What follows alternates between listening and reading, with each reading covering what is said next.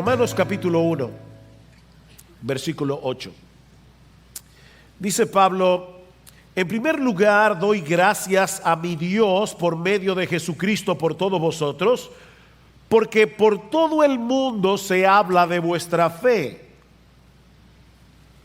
Pues Dios, a quien sirvo en mi espíritu en la predicación del evangelio de su Hijo, me es testigo de cómo sin cesar hago mención de vosotros siempre en mis oraciones, implorando que ahora, al fin, por la voluntad de Dios, logre ir a vosotros, porque anhelo veros para impartiros algún don espiritual a fin de que seáis confirmados, es decir, para que cuando esté entre vosotros nos confortemos mutuamente cada uno por la fe del otro, tanto la vuestra como la mía. Y no quiero que ignoréis, hermanos, que con frecuencia he hecho planes para ir a visitaros y hasta ahora me he visto impedido, a fin de obtener algún fruto también entre vosotros, así como entre los demás gentiles. Tengo obligación tanto para con los griegos como para con los bárbaros, para con los sabios como para con los ignorantes. Así que por mi parte ansioso estoy de anunciar el evangelio también a vosotros que estáis en Roma. Si hay algo que es evidente en la vida del apóstol Pablo, es su pasión por Cristo y por su iglesia. Esto es algo que se percibe fácilmente al leer cualquiera de sus cartas, incluyendo esta carta a los romanos que comenzamos a estudiar la semana pasada. Pablo deseaba profundamente visitar esta iglesia, pero hasta el momento no había podido hacerlo, y es precisamente por esa razón que les escribe esta carta. Aunque él no los conocía personalmente, deseaba bendecirlos con el evangelio, y ya que no había podido ir, entonces decide hacerlo por escrito. Ahora, Romanos, que es una carta bastante profunda, no es un ensayo teológico escrito a un grupo de estudiantes en un seminario. Es una carta escrita a un grupo de creyentes comunes y corrientes como tú y como yo. Pero Pablo conoce la importancia de tener una comprensión adecuada del evangelio y de sus implicaciones, y de ahí la urgencia de enviarles esta carta, que, como decía, por momentos se torna profunda teológicamente hablando.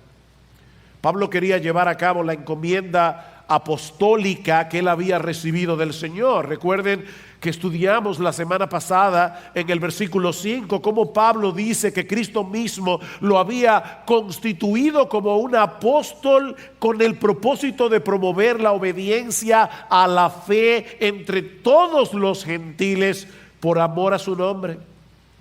Pablo anhelaba ver a hombres y mujeres de todas las naciones, los gentiles, con este tipo de fe que produce obediencia, y todo eso para que el nombre de Cristo pudiera ser exaltado, pudiera ser magnificado en medio de ellos. Este hombre que había sido un perseguidor de la iglesia, este hombre que odiaba a Cristo con todo su corazón, había sido convertido, había sido transformado, y ahora Pablo amaba a Cristo con tal pasión que él quería que Cristo fuera conocido, amado, servido, glorificado, alabado, exaltado en todas las naciones. Esa era la pasión que consumía y controlaba el corazón del apóstol Pablo, y esa pasión por Cristo producía al mismo tiempo un deseo genuino y profundo de bendecir a la iglesia por la que Cristo murió, como vamos a ver en este pasaje. Una cosa no puede ser divorciada de la otra. Aquellos que aman a Cristo con pasión, que de verdad aman a Cristo con pasión, aman apasionadamente la iglesia por la que Él murió. Aman apasionadamente esa iglesia que es el objeto del amor de nuestro Señor, como vemos en Efesios capítulo 5, cuando Pablo le dice a los esposos: maridos, amad a vuestras mujeres, así como Cristo amó a la iglesia y se entregó por ella para santificarla. Es imposible amar a Cristo y no amar a su iglesia. Y es esa pasión por Cristo y por la iglesia lo que se encuentra en el trasfondo de este pasaje, que podemos dividir en tres partes. En el versículo 8, Pablo da gracias a Dios por estos creyentes en Roma. En los versículos 9 al 13, Pablo revela a estos hermanos el anhelo que tenía de ir a visitarles.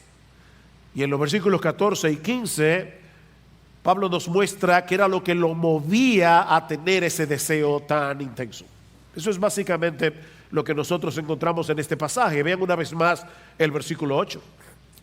En primer lugar, doy gracias a mi Dios por medio de Jesucristo, por todos vosotros, porque por todo el mundo se habla de vuestra fe.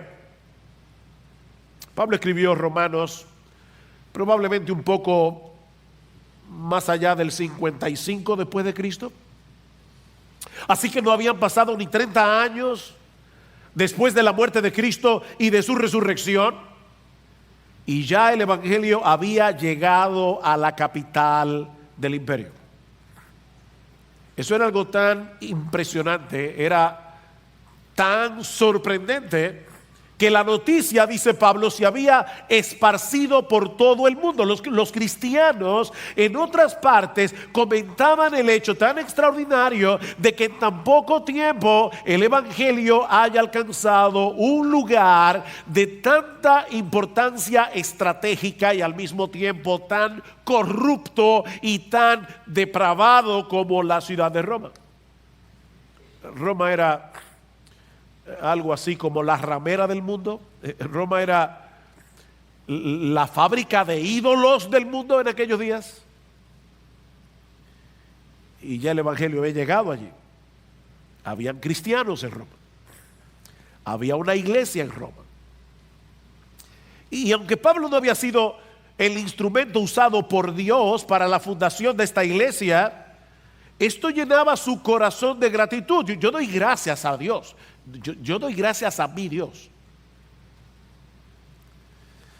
Ahora, no deja de ser interesante, mis hermanos, al leer el versículo 8. Y hay varios detalles aquí que yo quiero resaltar en esta mañana. Este es uno de ellos.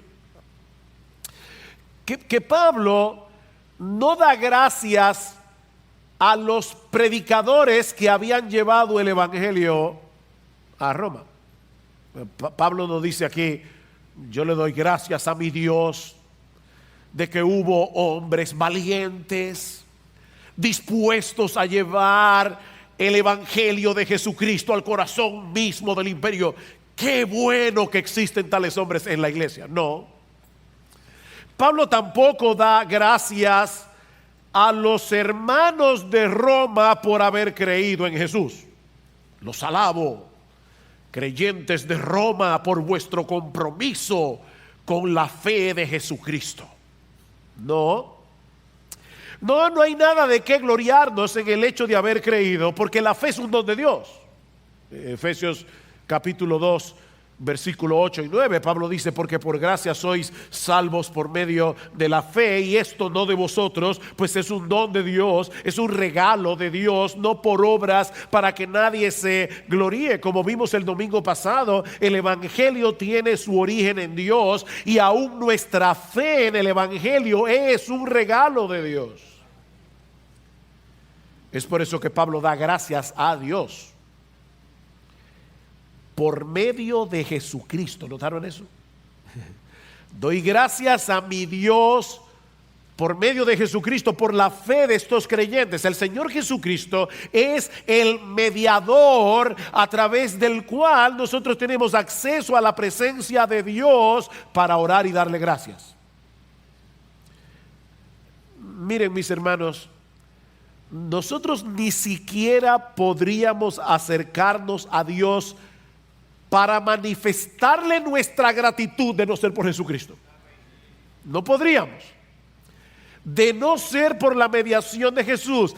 Él es el que hace posible que podamos acercarnos al trono de la gracia al habernos reconciliado con el Padre por medio de su muerte en la cruz. Hay un solo Dios y hay un solo mediador, mi amigo. Eso es lo que dice la Biblia. No hay 10 mediadores, no es Jesús y María, es Jesús y solo Jesús. Hay un solo Dios.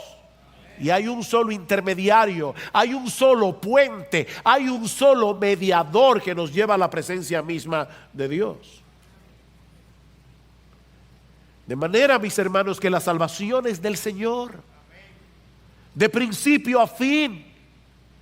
Y por lo tanto, solo Él merece la gloria. Sin embargo, al mismo tiempo, nosotros vemos en este pasaje que a Pablo se le había encomendado la tarea de promover la obediencia a la fe entre los gentiles, como dice el versículo 5. Doy gracias a Dios porque les ha dado la fe, pero yo tengo que ir a predicarles el evangelio. ¿Se dan cuenta? Y eso nos introduce, mis amados hermanos, amigos que están aquí en esta mañana, a uno de los grandes misterios de la fe cristiana y de hecho a uno de los grandes temas de la carta a los romanos: la relación entre la soberanía de Dios y la responsabilidad del hombre.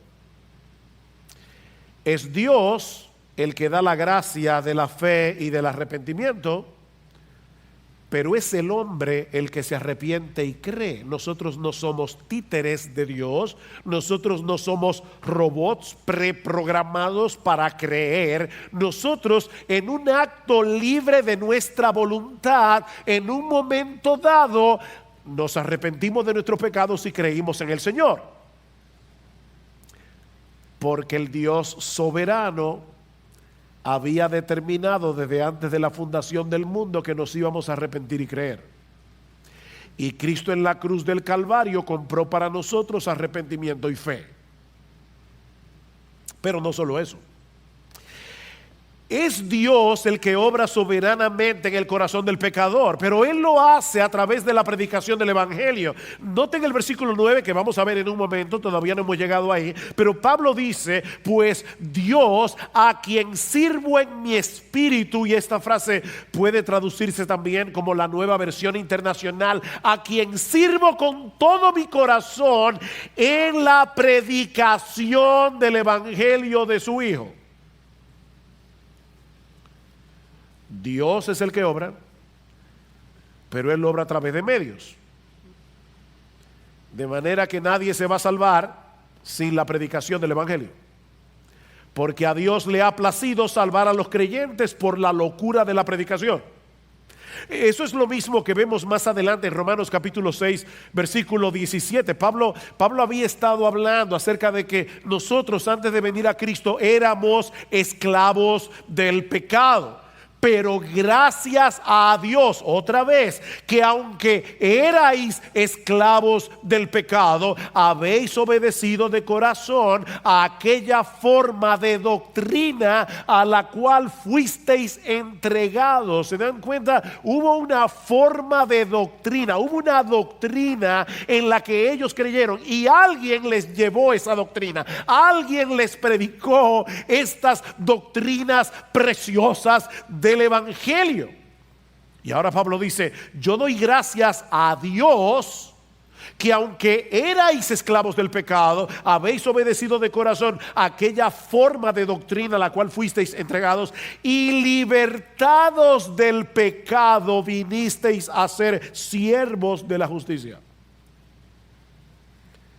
Dios es soberano, el hombre es responsable. Esta es una tensión que encontramos a través de toda la Escritura y que ninguna mente finita como la tuya y la mía es capaz de entender plenamente. No es que no podemos entender nada, Por eso decimos que esto es un misterio, no un enigma.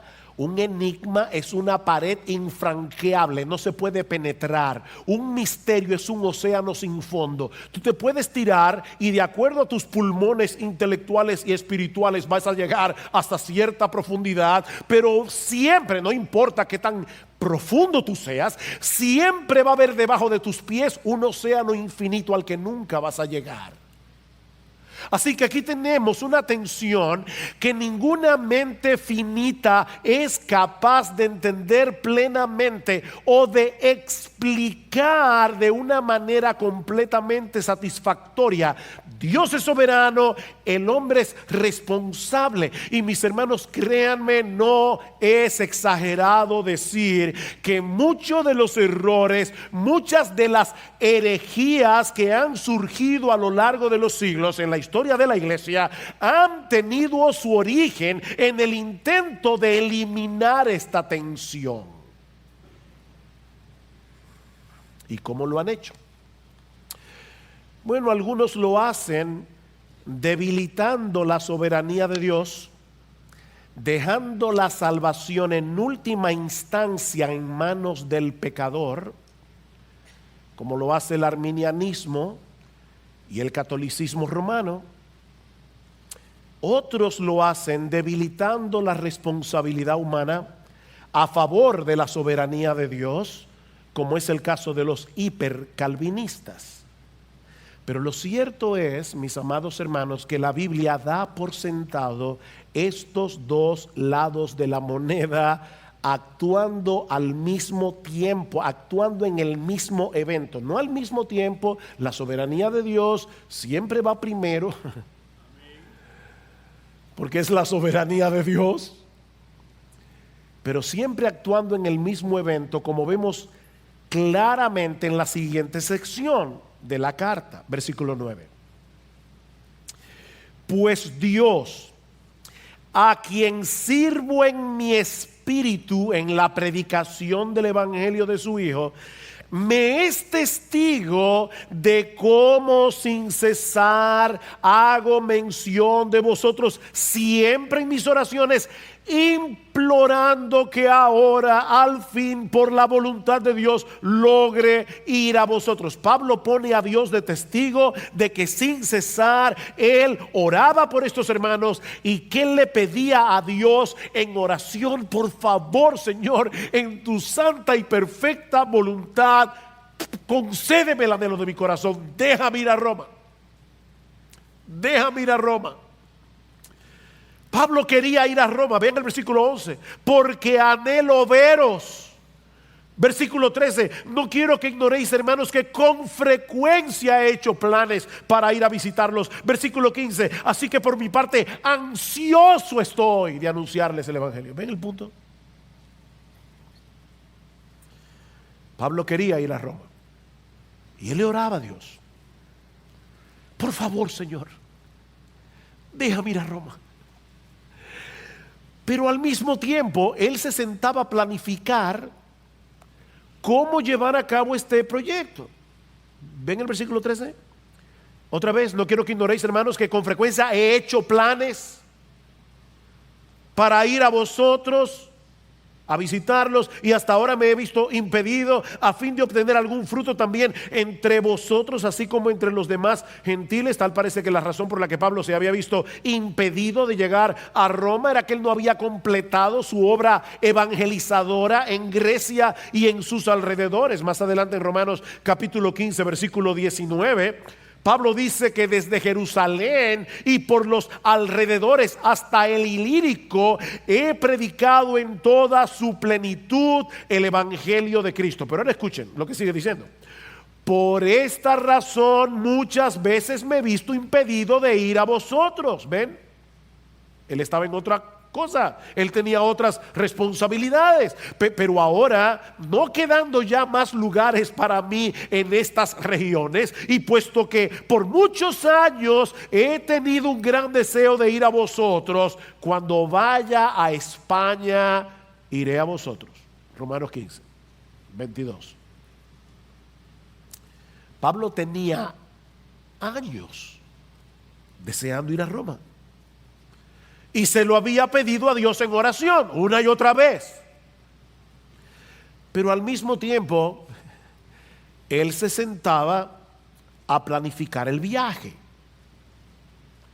Ustedes se dan cuenta, hermano, que en la mente de Pablo no había ninguna contradicción entre esas dos cosas, entre su determinación de llegar a Roma y su confianza en la soberana voluntad de Dios. Él hacía planes y oraba y hacía planes.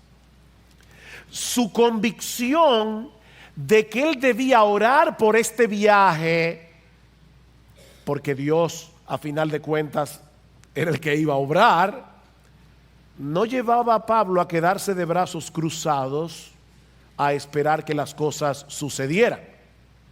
Él hacía planes en oración.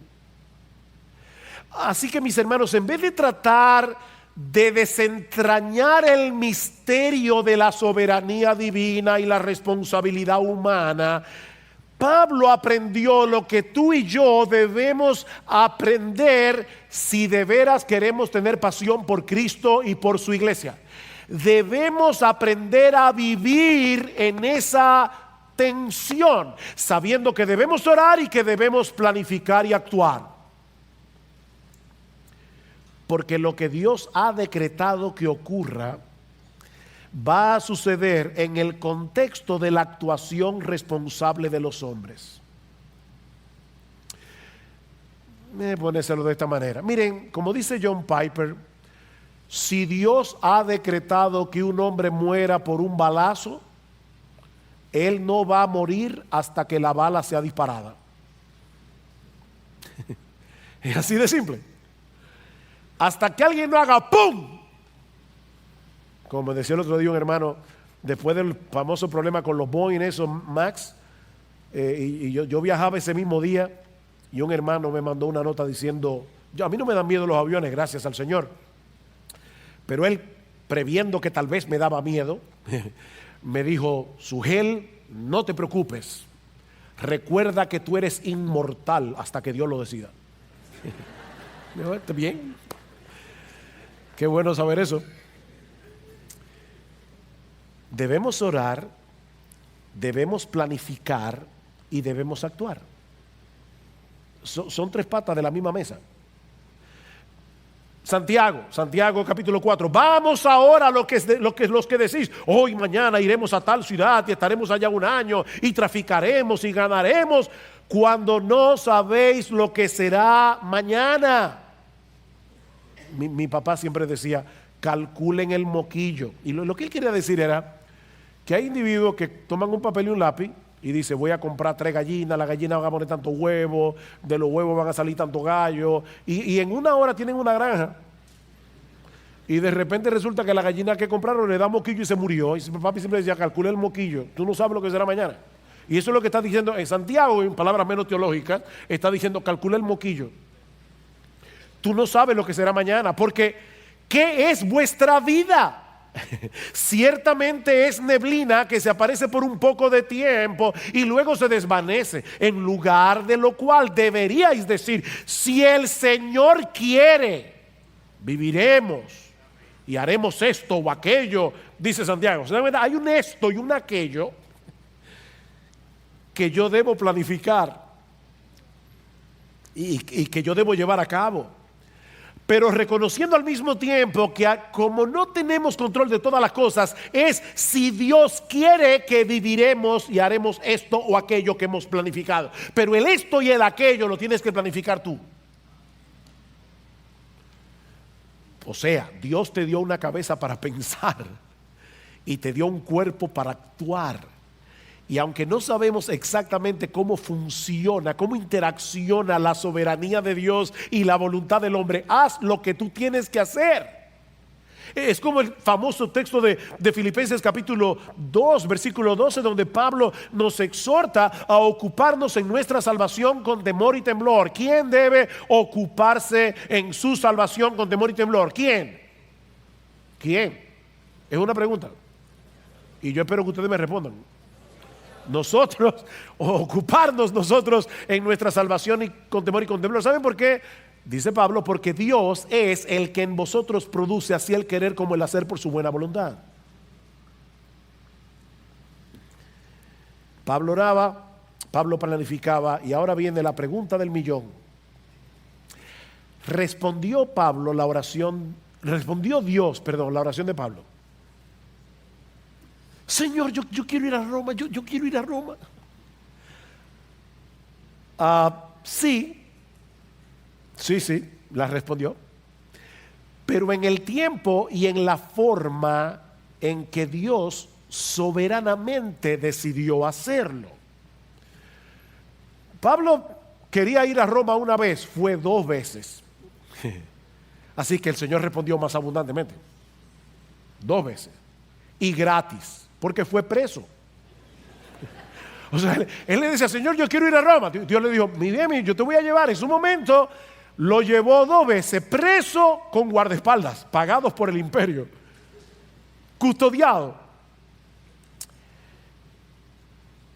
Yo me imagino que Pablo nunca pensó que Dios iba a responder su oración de esa manera. Pero él sabía lo que tú y yo tenemos que saber, y es que Dios es más sabio que tú y que yo. Tú ora, deja que Dios responda como Él quiera y cuando Él quiera.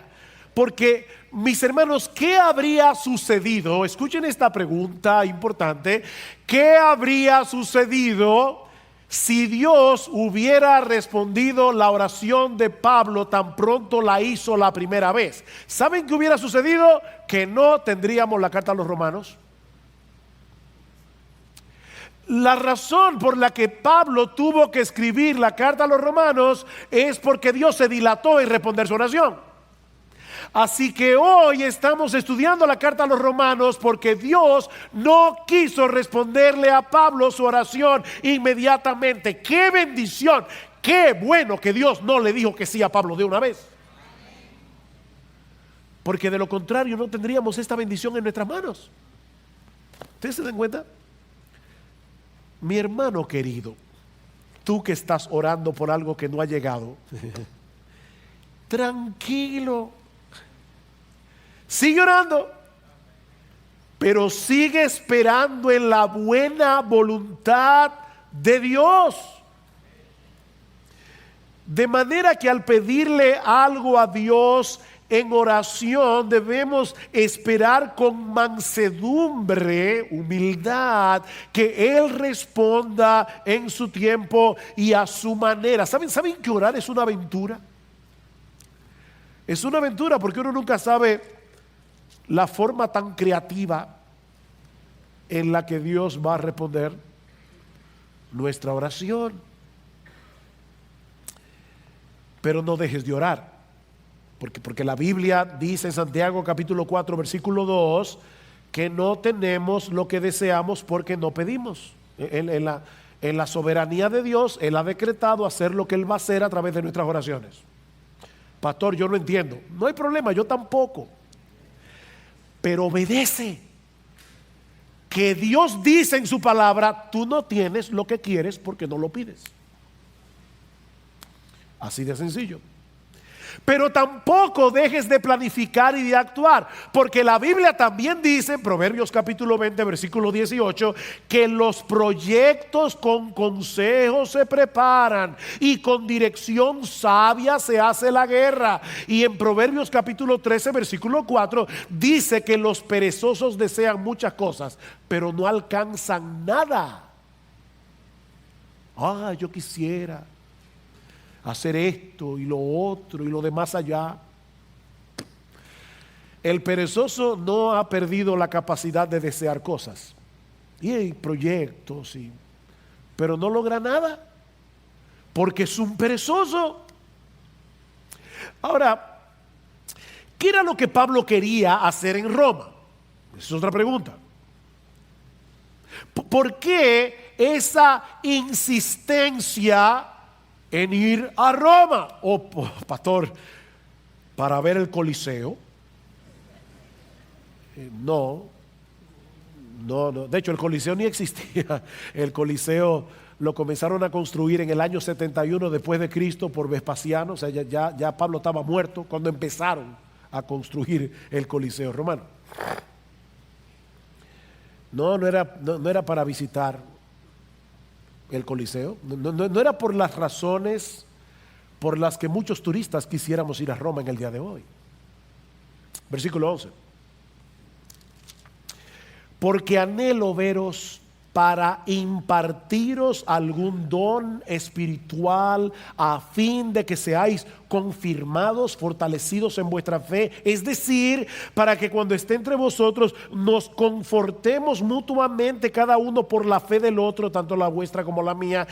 Y no quiero que ignoréis, hermanos, que con frecuencia he hecho planes para ir a visitarlos y hasta ahora me he visto impedido, a fin de obtener algún fruto también entre vosotros, así como entre los demás gentiles. Hay tres propósitos en la mente de Pablo: fortalecerlos en su fe a través del uso de los dones que el Señor le había dado, versículo 11, ser mutuamente confortados en la comunión cristiana, versículo 12, y cosechar algún fruto de salvación a través de la predicación del Evangelio, versículo 13. Ahora, no olviden que Pablo no conocía a la mayoría de estos creyentes. El afán de ir a visitarlos no es porque eran amigos íntimos, es simplemente porque eran sus hermanos en la fe. Pablo anhelaba bendecir al pueblo de Dios con los dones que el Señor le había dado. Y aunque él era un apóstol de Jesucristo, ¿sabes qué, mi amado hermano de Iglesia Bíblica del Señor Jesucristo? Ese es el sentir que debería tener todo cristiano. Todo cristiano. Déjame hacerte una pregunta. Y por favor, sé honesto en tu propia conciencia. Hoy en la mañana, tú te estabas preparando para venir a la iglesia. ¿Te pasó por la cabeza la idea de que tal vez hay alguien en este cuerpo local de creyentes que necesita de ti? De tal manera que tú le dijiste: Señor, voy a la iglesia y no voy únicamente a oír tu palabra, yo voy también a bendecir a otro porque soy parte de un cuerpo. Por favor, Señor, muéstrame en qué manera yo puedo bendecir a mis hermanos. Porque en Hebreos capítulo 10, versículo 23 en adelante, dice que esa es una de las razones por la que no debemos dejar de congregarnos, como algunos tienen por costumbre, para poder exhortarnos mutuamente, dice el autor de la carta a los Hebreos. Pablo no conocía a estos creyentes, pero él quería bendecirlos. ¿Saben cuál es mi trabajo aquí hoy en la mañana? Mi trabajo es equiparte a ti para que tú hagas la obra del ministerio. ¿No es eso lo que dice Pablo en Efesios capítulo 4, versículo 11? Y el mismo Cristo os dio que algunos sean pastores maestros a fin de equipar a los santos para la obra del ministerio. Todos los santos hacen la obra del ministerio. Nosotros deberíamos anhelar ver a otros creyentes fortalecidos, ver a otros creyentes creciendo en su fe y dando fruto, aunque no sean amigos cercanos. Simplemente porque amamos a Cristo, porque amamos su iglesia, porque amamos ver su imagen más claramente reflejada en nosotros y en otros. Y yo te pregunto, mi hermano, ¿de verdad tú deseas eso? Pero ahora escucha una de las declaraciones más sorprendentes de esta sección. Versículo 12 otra vez. Es decir, yo quiero ir a Roma para confirmarlos. Es decir, alguien dice que de repente Pablo detuvo la pluma y dijo: uy, esto suena muy unilateral. El Espíritu Santo lo guió a escribir esto. Para que cuando esté entre vosotros nos confortemos mutuamente, cada uno por la fe del otro, tanto la vuestra como la mía. ¿No te sorprende eso? el gran apóstol Pablo, que escribió 13 de las 27 cartas del Nuevo Testamento, que recibía revelaciones directas de Jesucristo como un apóstol que él era de Cristo, ahora está diciendo: mi intención de ir a Roma no es unilateral. Yo quiero ser animado por vosotros. Yo necesito ser edificado por vosotros. ¿Ven? Él no quería que los hermanos en Roma lo vieran como el super apóstol Pablo, que no necesitaba de nada ni de nadie, porque Jesucristo le suplía directamente todo el combustible que él necesitaba desde el cielo. ¡Pum! A él solo. No. Pablo era un cristiano, como tú y como yo. Era un ser humano, con luchas, con tentaciones, con debilidades, con temores. Cuando Pablo escribe su primera carta a los Corintios, él les confiesa que estuvo entre ellos, oigan esto, con debilidad, con mucho temor y temblor. Pablo. Y lo grande es que él no le molesta decirlo. O sea, Pablo no era de esos creyentes que siempre tienen una sonrisa colgate. ¿Y cómo tú estás? En victoria. Siempre. Déjame decirte a los dominicanos: no sea tan hablador. Eso no es verdad. Eso no es verdad. Te estás engañando. Tú quieres dar una imagen. ¿Se acuerdan de esa película, de ese libro, perdón, que se hizo muy famoso? Lo que se acuerden van a revelar la edad. Es el libro de, creo que era de Eric Fromm. I'm okay, you are okay. Yo estoy bien, tú estás bien, todos estamos bien. Aquí todos estamos bien.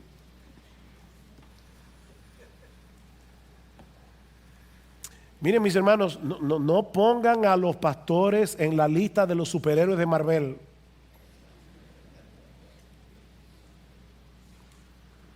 Porque son hombres de carne y hueso, con sus propias luchas, con sus aflicciones. Son hombres que necesitan aliento, son hombres que necesitan estímulo, son hombres que necesitan ser fortalecidos por otros cristianos, son hombres que necesitan ser edificados. Escuchen esta descripción del ministerio, Pablo, 2 Corintios 4. Pero tenemos este tesoro en vasos de barro. Oí en estos días una prédica que me envió mi hija. Wow, me chocó. Este hombre decía que en la época de Pablo hacían unas vasijas de barro con un tesoro adentro, un tesoro valioso. Ellos pensaban: si yo pongo este tesoro tan valioso en esta vasija que no cuesta nada, los ladrones no van a buscar ahí. Ahora, esas vasijas eran como las alcancías en el día de hoy. Para sacar el tesoro había que romperlas. Una vez alguien me dijo: Sugel, cuando Dios decide usar a un hombre, ese hombre va a sufrir mucho. Y eso no es para los pastores solamente. Es que la vasija tiene que ser rota para que el tesoro pueda salir. Y Pablo está diciendo: nosotros tenemos un tesoro en vasos de barro. ¿Saben para qué? Para que la excelencia del poder sea de Dios y no de nosotros, que estamos atribulados en todo, mas no angustiados, en apuros, mas no desesperados, perseguidos, mas no desamparados, derribados, pero no destruidos.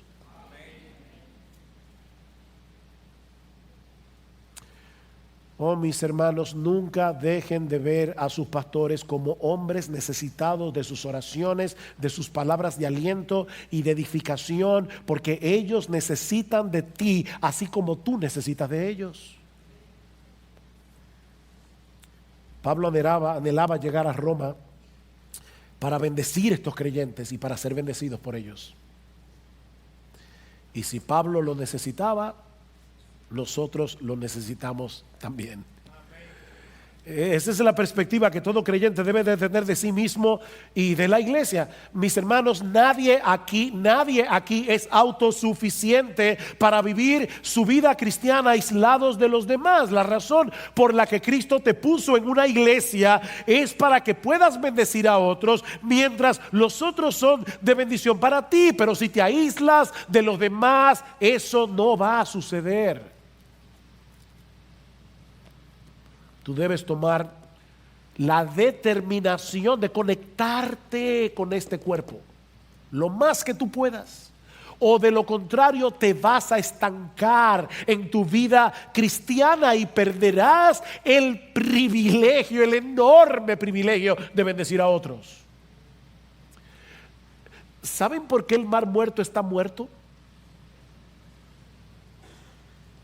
Hay varias razones ecológicas, geológicas, que no vienen al caso, pero una de las razones por la que el mar muerto está muerto es porque el agua del Jordán muere allí. El agua solo entra pero no sale para ningún sitio, y eso aumenta la salinidad del mar. Ahí no hay vida.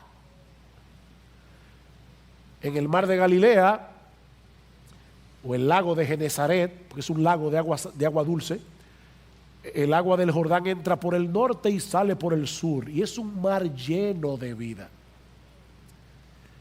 ¿A cuál de esos dos mares te pareces tú?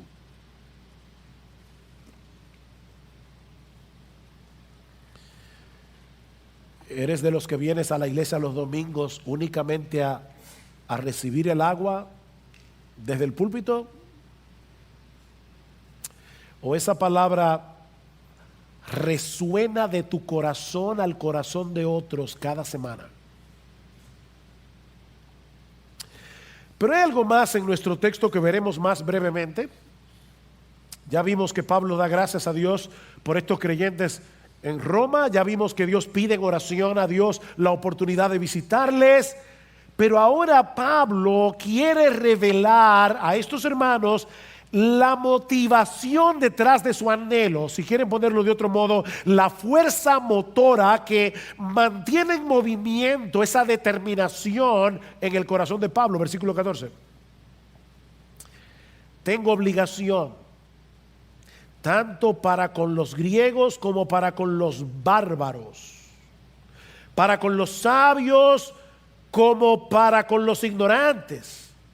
Así que por mi parte, ansioso estoy de anunciar el evangelio también a vosotros que estáis en Roma. Me gusta más como lo dice la Reina Valera del 60.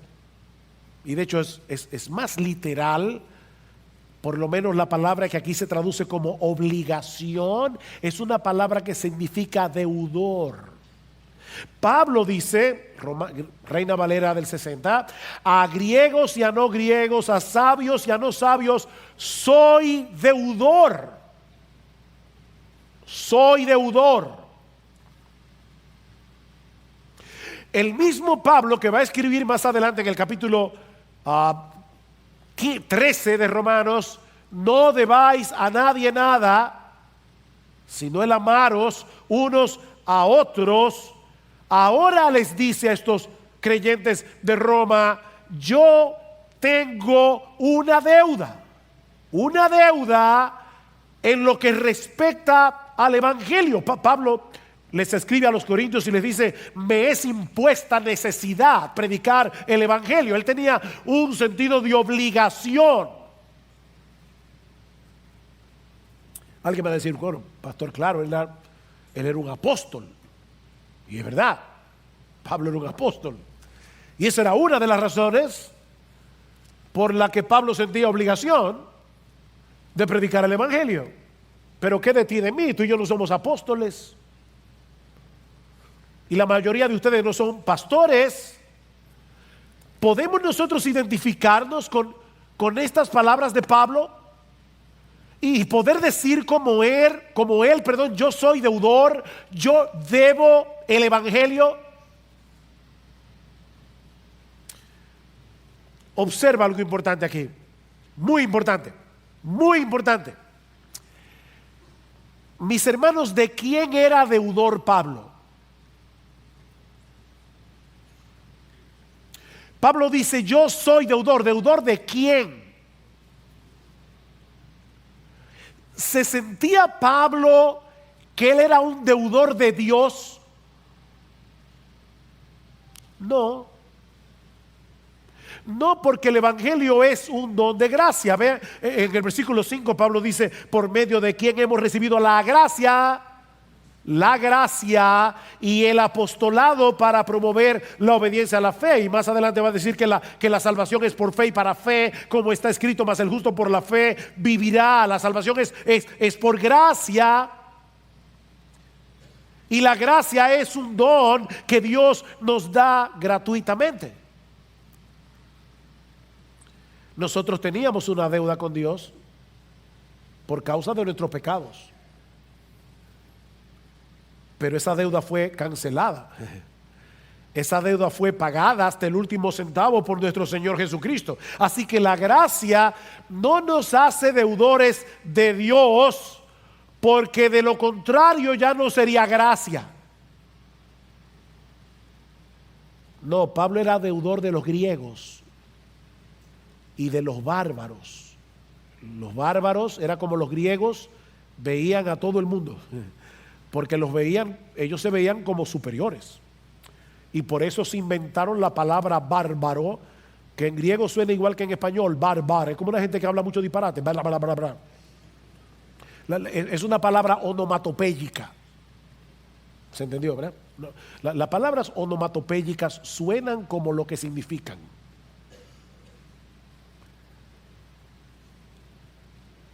Bárbaros. Suena, ¿verdad? ¿Verdad? Bueno, eso es lo que significa la palabra. Y Pablo dice, yo me siento deudor de todo el mundo, de los griegos sofisticados, que amaban la filosofía, y de los bárbaros. Yo me siento deudor de los sabios, los médicos, los arquitectos, la gente rica, la gente de una clase social alta, y también me siento deudor de los analfabetos. Yo me siento deudor, yo soy deudor. No es que me siento, es que yo soy deudor. Pablo, ¿y cuándo tú adquiriste esa deuda? Bueno, el punto es este, mis hermanos. Ningún ser humano califica para ser merecedor de la gracia porque es por gracia. Y por lo tanto, cuando Dios te hace partícipe de su gracia, al mismo tiempo te hace deudor del resto de los pecadores que necesitan la misma gracia que tú. Porque todos están en la misma condición. Cuando tú te ves a ti mismo como un miserable pecador que solo merece la condenación del infierno, y llegas a entender que Dios te miró con ojos de misericordia, tuvo compasión de ti por ninguna razón que no fuera su pura gracia, ¿acaso no debería eso moverte a ti a dar de gracia lo que de gracia recibiste, como dice Jesús en Mateo capítulo 10, versículo 8? Dad de gracia lo que recibisteis de gracia, o como dice otra versión, den gratuitamente lo que recibieron gratuitamente. Pero si ahora, porque tú eres cristiano, te sientes superior a los demás, estos impíos,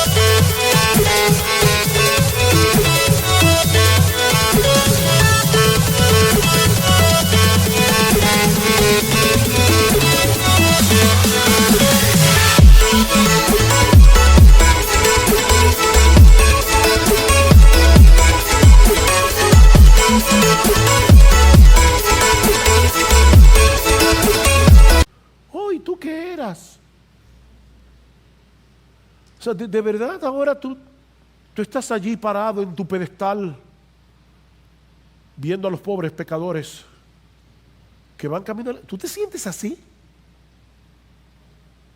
¿Tú no entiendes la gracia entonces? ¿Tú no has entendido el Evangelio? ¿Tú no has entendido nada? Si tú te guardas esa gracia para ti solo, sabiendo que hay otros a tu lado tan necesitados de esa gracia como lo estabas tú cuando estabas perdido y camino a una condenación eterna, ahora tú conoces el mensaje de salvación, ahora tú sabes que hay salvación en Cristo, ahora tú sabes que hay perdón en Cristo para todo aquel que cree, ahora tú sabes que Dios ofrece en el Evangelio vida eterna hasta el peor de los pecadores.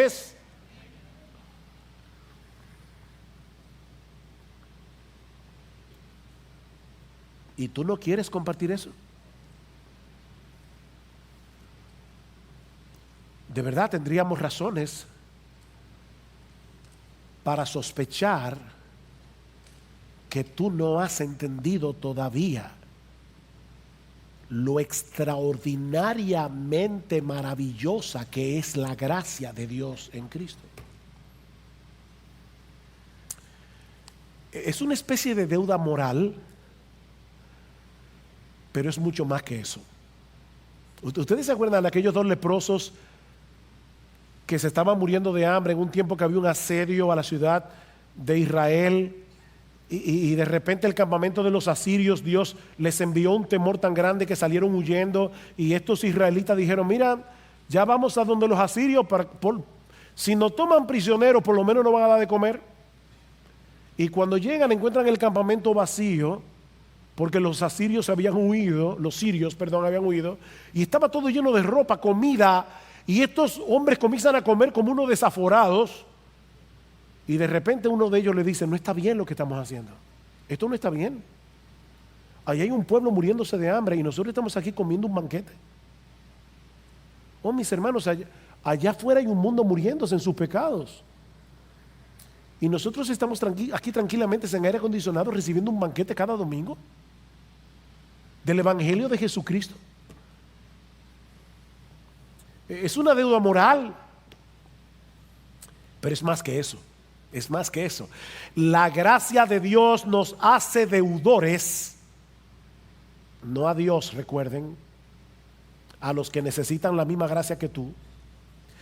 Esa gracia nos hace deudores, pero con una deuda que no es una imposición legalista, es una deuda de asombro, de gozo y de gratitud. Cuando los discípulos fueron amenazados para que no siguieran hablando más en el nombre de Cristo, ¿saben lo que ellos dijeron? No podemos dejar de decir lo que hemos visto y oído. No podemos. Si nos quieren matar, como hicieron con esos creyentes en Sri Lanka en la mañana de hoy, que nos maten. Que no podemos. El Hijo de Dios se hizo hombre para obedecer perfectamente la ley de Dios en nuestro lugar. Luego fue a la cruz a pagar nuestra deuda con la justicia del Padre. Por causa de Él, todos nuestros pecados han sido perdonados. Él nos ha librado de la condenación del infierno. Él nos ha dado gratuitamente por gracia el don de la vida eterna. Y ahora ustedes pretenden que no digamos nada.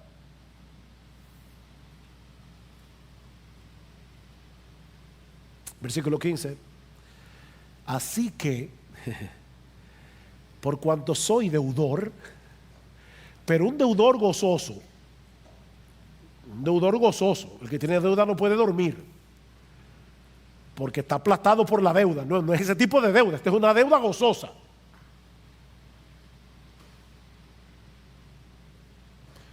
Por mi parte, ansioso estoy de pagar esa deuda.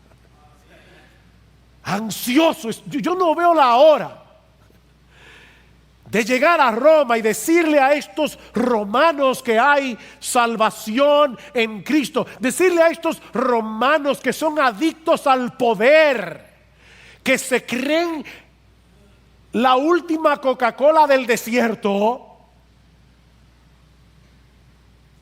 que el Evangelio es verdadero poder. Yo no veo la hora, ansioso estoy de anunciar el evangelio también a vosotros que estáis en Roma. Y noten que no era simplemente para predicar el evangelio a los perdidos. A vosotros que estáis en Roma, a los que recibieron la carta, que eran cristianos. Porque el mismo evangelio que salva es el mismo evangelio que santifica, es el mismo evangelio. Y Pablo anhelaba profundamente ver a estos creyentes creciendo espiritualmente, fortaleciéndose en su fe, para que ellos también pudieran ser instrumentos en las manos de Dios para bendición de otros, como dice el versículo 12, para que seamos mutuamente confortados por la fe vuestra y por la mía. Si nos fortalecemos en la fe, vamos a poder confortarnos mutuamente. Los pastores no estamos llamados a hacer todo en la iglesia. Nosotros, como decía hace un momento, equipamos a los creyentes para que los creyentes hagan la obra del ministerio. Y ahora yo te pregunto, ¿tú percibes en ti esa misma pasión por Cristo y por su iglesia que Pablo evidencia en este pasaje? ¿Te sientes compelido a bendecir a los otros con los dones y talentos que el Señor te ha dado?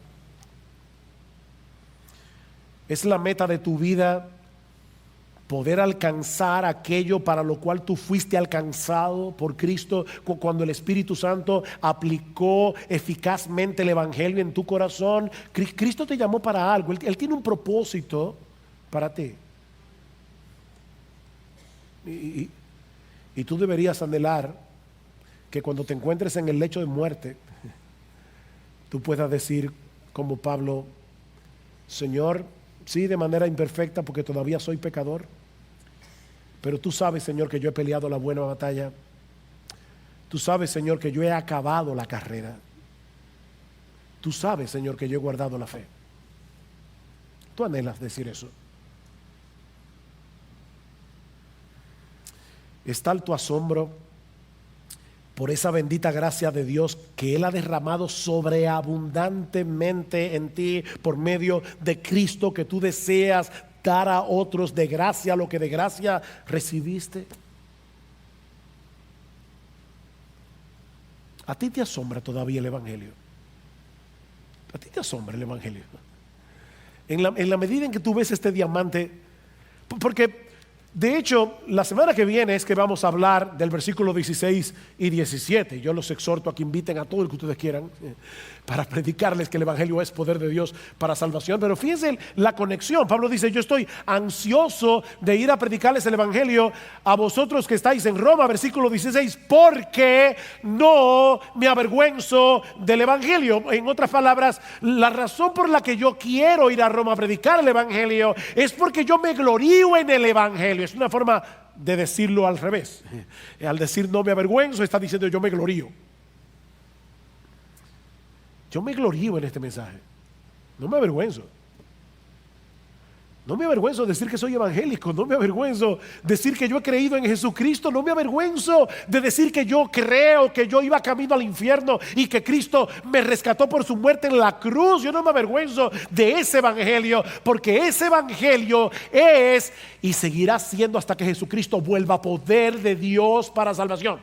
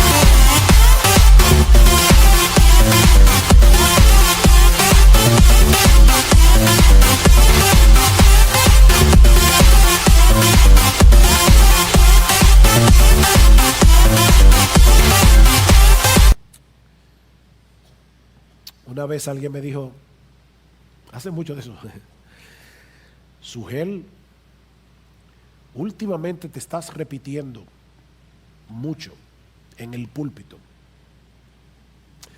Bueno, los predicadores no deben estar repitiendo las mismas cosas,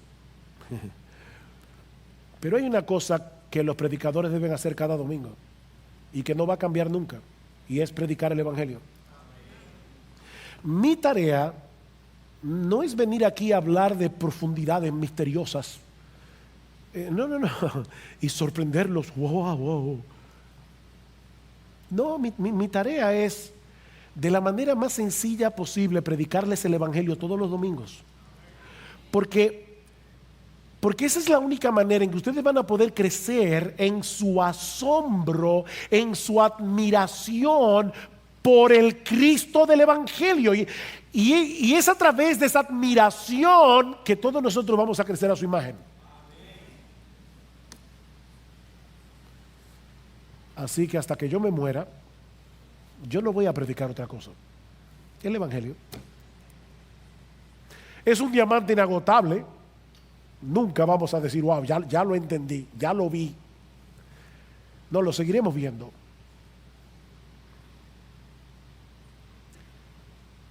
Pero es la única forma, predicando el evangelio, que nosotros vemos a Cristo glorioso. Y cuando vemos a Cristo glorioso, somos transformados de gloria en gloria en la misma imagen, como por el Espíritu del Señor.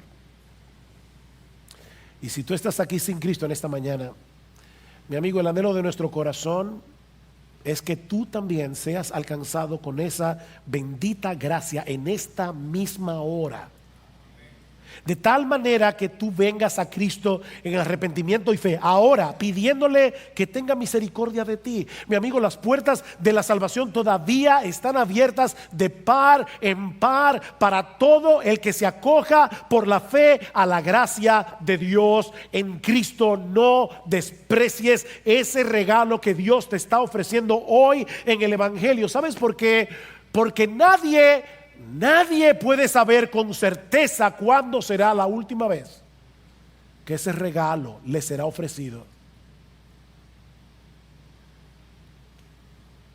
El tiempo es ahora, mi amigo, no mañana. Es ahora, porque mañana puede ser muy tarde para ti.